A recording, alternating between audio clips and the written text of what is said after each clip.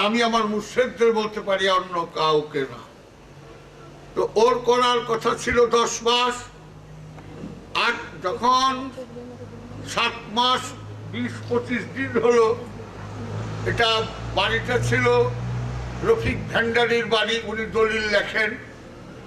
তো বিরাট বাড়ি, 25 বিঘা 55 মান ঢেউটিন দিয়ে সেটা ঘেরাও দেওয়া, এবং সেটা হলো সাধনার স্কুল।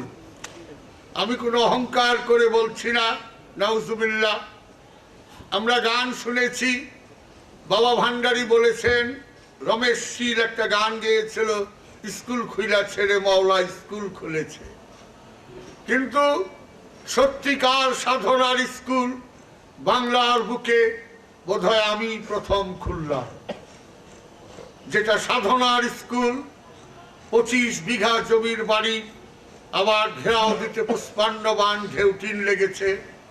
মেয়েদের জন্য 3টা, পুরুষদের জন্য 13টা সাধনার ঘর বানিয়েছি।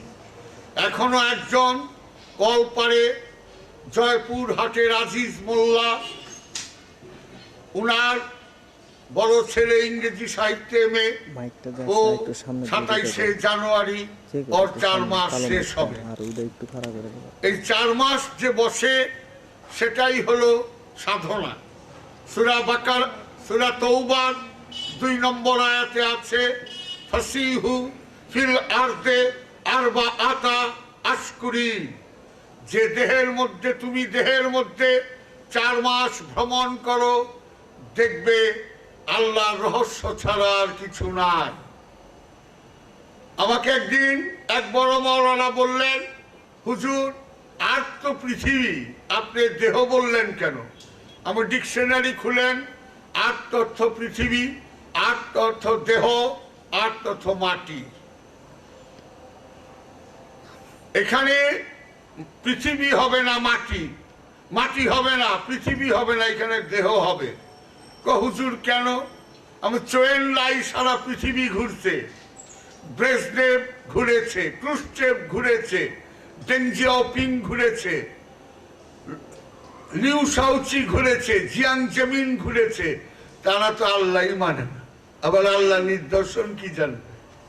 সুতরাং এই পৃথিবী প্লেন দিয়ে ঘুরলে তাহলে তো ওই চোয়েন লাই কবেই মুসলমান হয়ে যেত, সাধক হয়ে যেত। এটা পৃথিবী বলে নাই।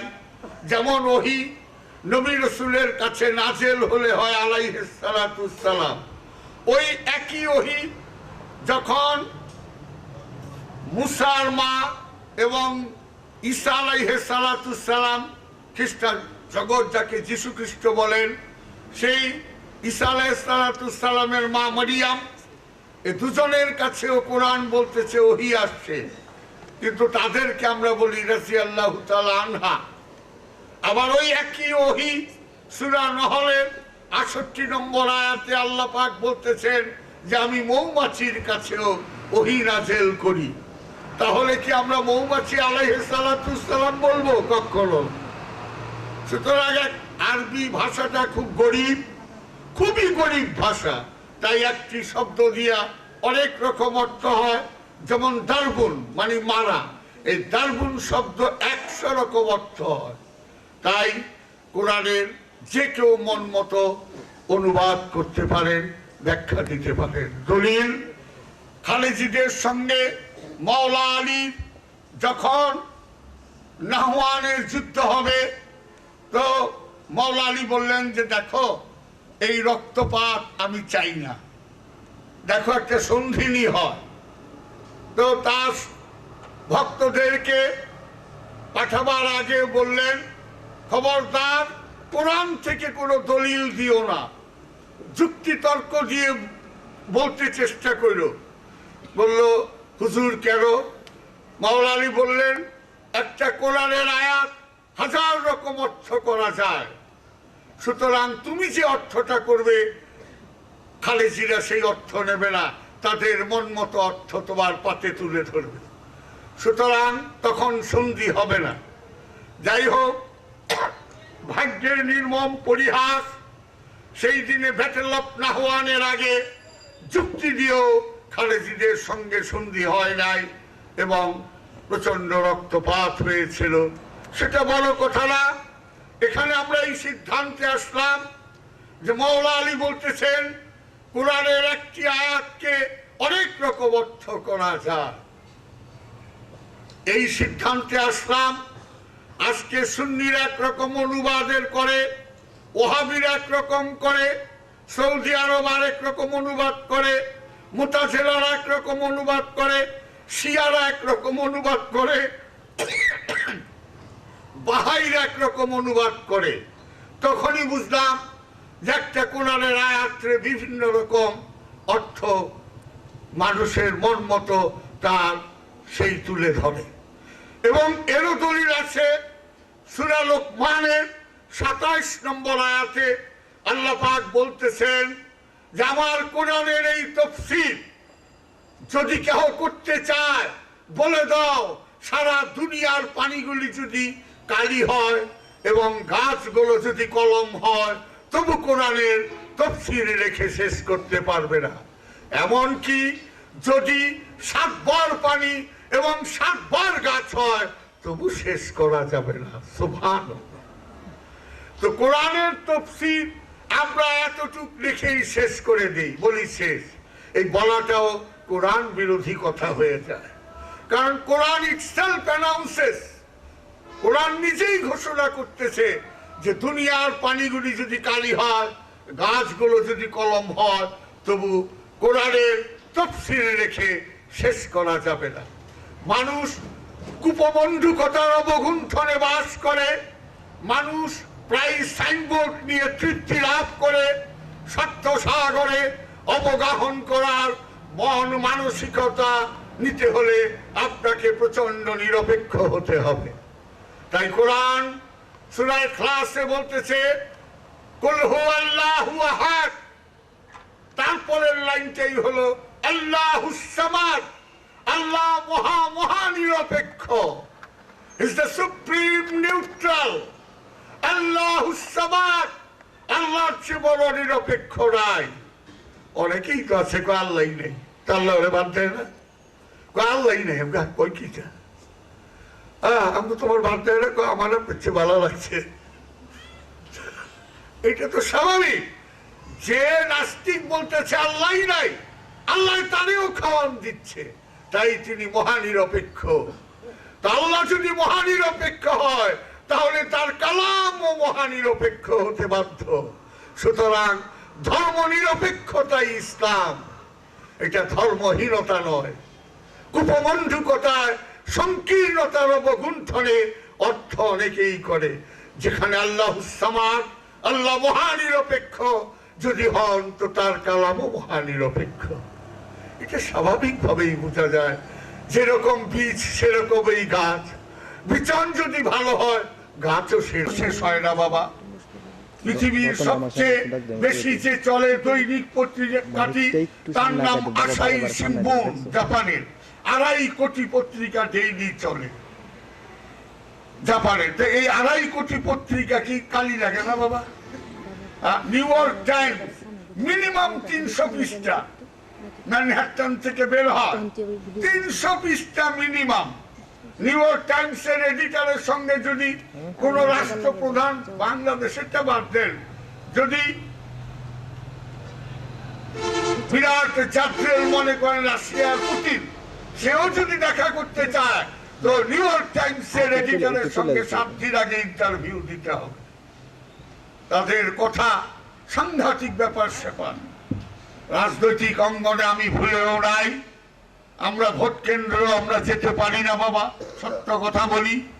কারণ এই জন্য পারি না যে আবার ভক্ত আওয়ামী লীগের আছে, আবার ভক্ত বিএনপির আছে, জাতীয় পার্টির আছে, জাসদের আছে, রাজনীতি করে না তারাও আছে। আমি কোন দিকে যাব আপনি নিজেই বলেন। আমার পায়ে ধরে যদি বিআরটিসির চেয়ারম্যান তৈমুর আলম খন্দকার কাঁদতে থাকে ভক্ত, আমি কি করব? মতলবের নুরুল হুদা সংসদ সদস্য যদি পায়ে ধরে কান্দে, আমি কি করব? ফরিদগঞ্জের আলমগীর হায়দার যদি কান্দে, আমি কি করব? আমি অপারক। তাই আমরা ভোট কেন্দ্রে আমি কেউ আমরা চাই না। আমি কোন আমাকে বলে আমি বললাম ভোটটা দিতে পারবে, ফকিরের জন্য রাজনীতি হারাম। কয় বাবা এটা কোন কি? আমি চেয়ে দেখো, সিলেটের বিশাল সাম্রাজ্য অধিকারী ছিলেন গৌর গোবিন্দ, আপনারা নিশ্চয়ই জানেন। সেই গৌর গোবিন্দের অনেক ইতিহাস, এগুলি সংক্ষেপে বলতেছি, খুব সংক্ষেপে। সেই সিলেট সাম্রাজ্য ছিল তখন বদরগঞ্জ, করিমগঞ্জ, ভাসান, ট্যাক, শিলচর নিয়া, মেঘালয়ের চারানি নিয়া। এই বিশাল সিলেট সাম্রাজ্যের অধিপতি ছিলেন গৌর গোবিন্দ। তারপরে সেটা তো যুদ্ধ না, অলৌকিক ভাবে যখন শাহপরানকে বললেন বাবা আজান দাও, আজানের সঙ্গে সঙ্গে এক একটা ধ্বনিতে গৌর গোবিন্দের রাজপ্রসাদ চূর্ণ বিচূর্ণ হয়ে গেল। অগ্নিকুণ্ডে ঝম্প দিয়ে আত্মহুতি দিলেন। কিন্তু এত বড় বিশাল সাম্রাজ্যের অধিপতি হয়েও ইতিহাসে কি একদিন পান যে শাহজালাল বাবায় সিংহাসনে বসেছিল? নাই। পান্ডুর সেই সুলতান শাহ সুলতান বলখিয়া পরশুরামকে পরাজয় করার পরে বগুড়ায় যে মহাস্থানে গড়ে শুয়ে আছে, ইতিহাস বলে একদিনের জন্য রাজত্ব করেন নাই। খান জাহান আলী একদিনের জন্য রাজত্ব করেন নাই। আর একটু দূরে যায়, 800 বছর আগে সুলতানুল হিন্দ তায়ে রসুল হাজা হাবিবুল্লাহ মাতাফিউল্লাহ শাহেনশাহ ওলি আফতাবে ওলি সুলতানুল হিন্দাল ওলি খাসা গরিবে নওয়াজ ইহসানি ওয়াল হুসাইনি, উনার সঙ্গতে আপনারা জানেন পৃথ্বীরাজের যে যুদ্ধ হয়েছিল, সেই যুদ্ধে সম্পূর্ণ পরাজয় বরণ করেন। কিভাবে? আনাস সাগরের পানি যখন বলে দেওয়া হলো, পৃথ্বীরাজের মন্ত্রী পরিষদ বলল যে মহারাজ যদি আনাস সাগরকে কেচি বেড়া দিতে পারেন সৈন্য দিয়া, কারণ মরুভূমির দেশ, পানি বিহনে মুসলমান দরবেশের দল মরে যাবে। তখন পৃথ্বীরাজ বলল খুব সুন্দর বলছো, কারেক্ট। তখন কেচি বেড়া দেওয়ার মতো আনাস সাগরকে বেড়া দেওয়া হলো। কিন্তু সৈন্যরা জানতো রাজীব সাধু এর আগেই মুসলমান হয়ে গেছেন।